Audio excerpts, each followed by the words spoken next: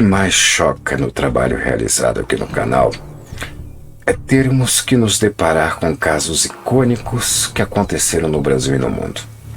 Não são somente os crimes que chocam, mas sim o fato de sabermos que os casos aqui citados são os que se tornaram conhecidos e que muitos outros aconteceram e podem estar acontecendo no exato momento que este vídeo está sendo produzido ou agora, enquanto você me assiste.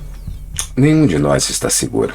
Afinal, um crime não se remedia, um crime se evita o seu acontecimento. Infelizmente, não só no Brasil, mas no mundo inteiro, a prevenção é algo que nunca é devidamente trabalhada. Você está em casos policiais e outros crimes.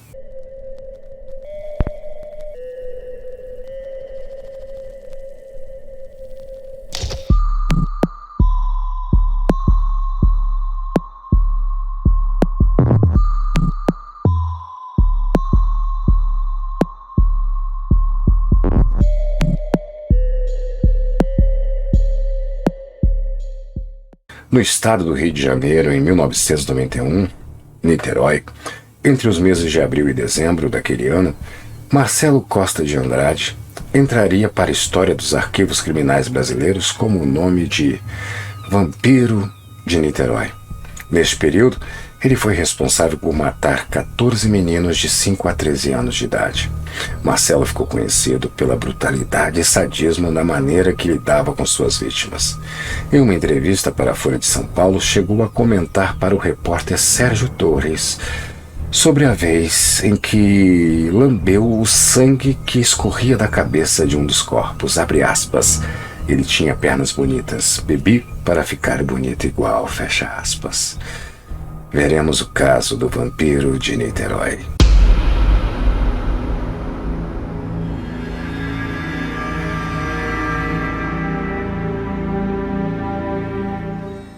Marcelo Costa de Andrade ficou conhecido no Brasil durante a década de 1990, após ser responsável por uma série de crimes aterrorizantes no Rio de Janeiro.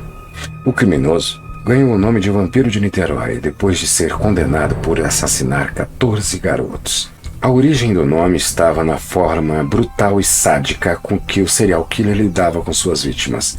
Em entrevista, comentando seus feitos, chegou a dizer que lambeu o sangue da cabeça de uma das vítimas para ficar bonita igual.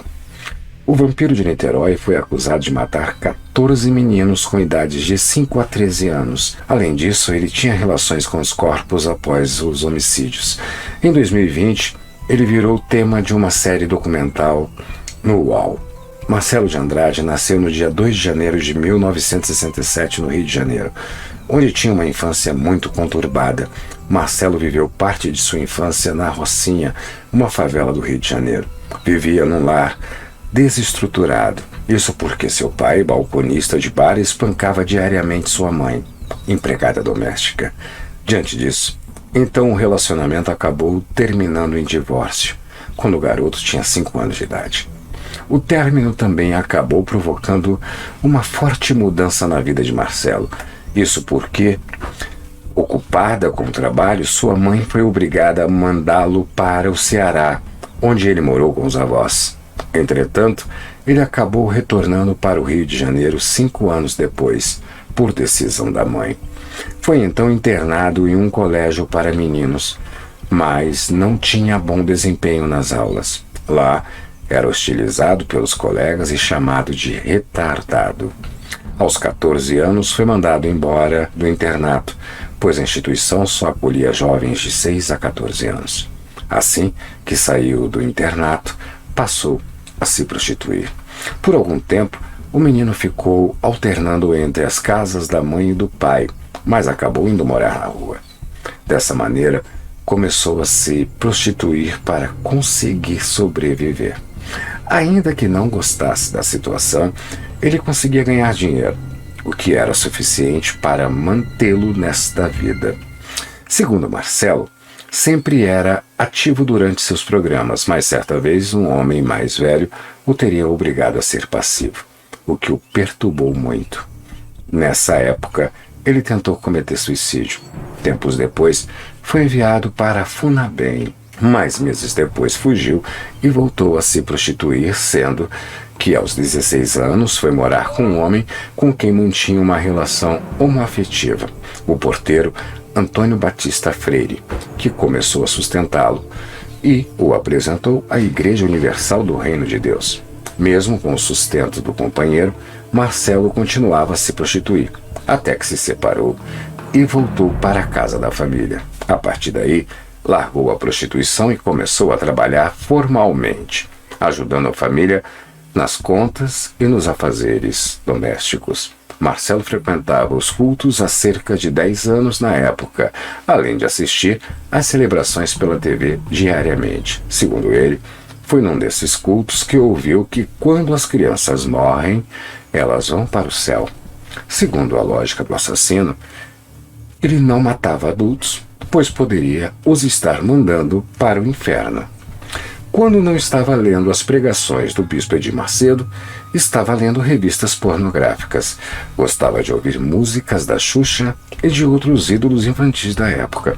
A mãe de Marcelo conta que ele tinha o estranho hábito de ficar ouvindo uma fita gravada de quando o irmão mais novo estava chorando.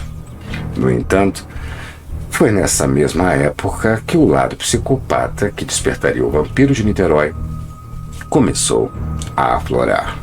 Querem nos calar? Contamos com a sua ajuda para que isso não ocorra. Crimes não podem ser esquecidos e criminosos não podem ficar impunes.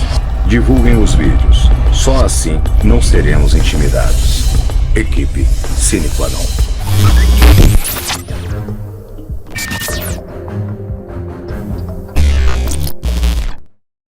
O primeiro descoberto do vampiro de Niterói foi de um garoto de 6 anos. Ivan, como era chamado, foi encontrado morto num esgoto, supostamente morto por afogamento, segundo as primeiras suspeitas da polícia.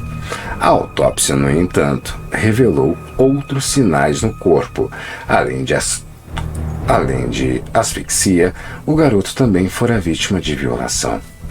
Nos depoimentos, o irmão da vítima, Altair, confessou que um homem teria molestado e assassinado Ivan.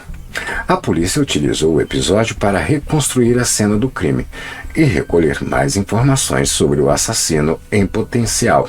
Não demorou muito para que Marcelo assumisse a autoria do crime, afirmando estar surpreso com a lentidão das autoridades no processo.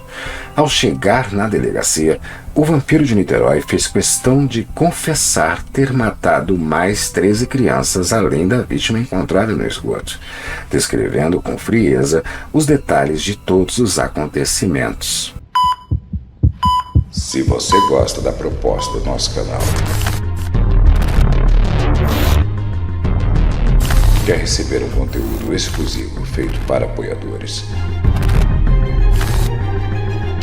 escolha na descrição do vídeo a sua opção de se tornar nosso mecenas.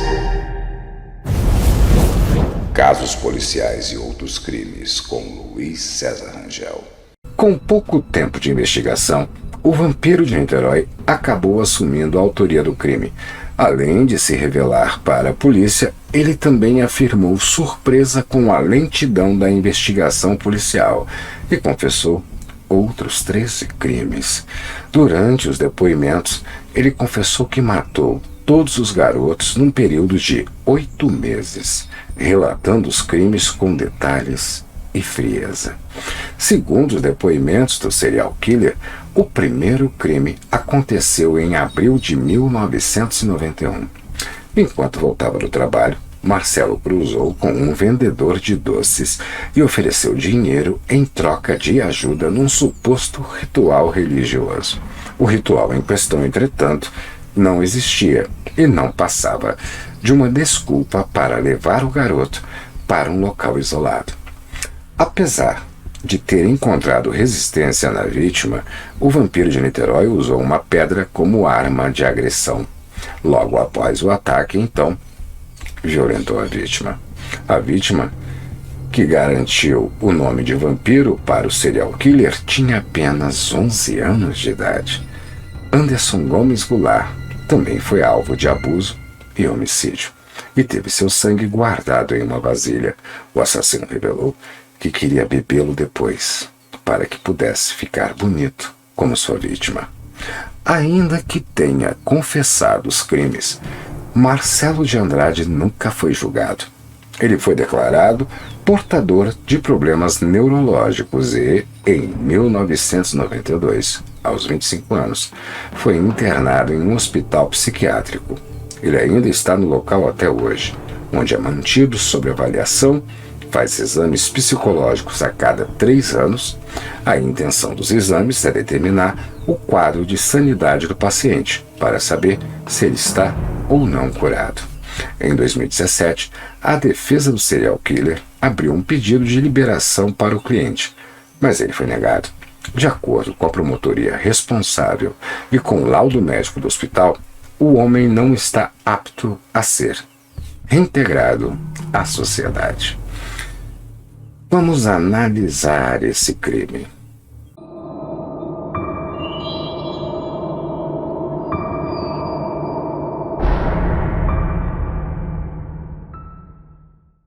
Quando no início desse documentário eu falei que a prevenção é algo que nunca é devidamente trabalhada, eu estava simplesmente afirmando que, por falha do sistema, casos como o do vampiro de Niterói poderiam ser evitados. Você irá me perguntar como? Há uma justificativa para que todos que possuem uma infância infeliz se tornem no futuro criminosos? Claro que não. Mas também sabemos que nem todos os seres humanos são iguais no que se refere a caráter, índole e ou estrutura emocional. Mas como evitar isso? Através de leis punitivas? Uma vigilância policial mais intensa? Armando a população?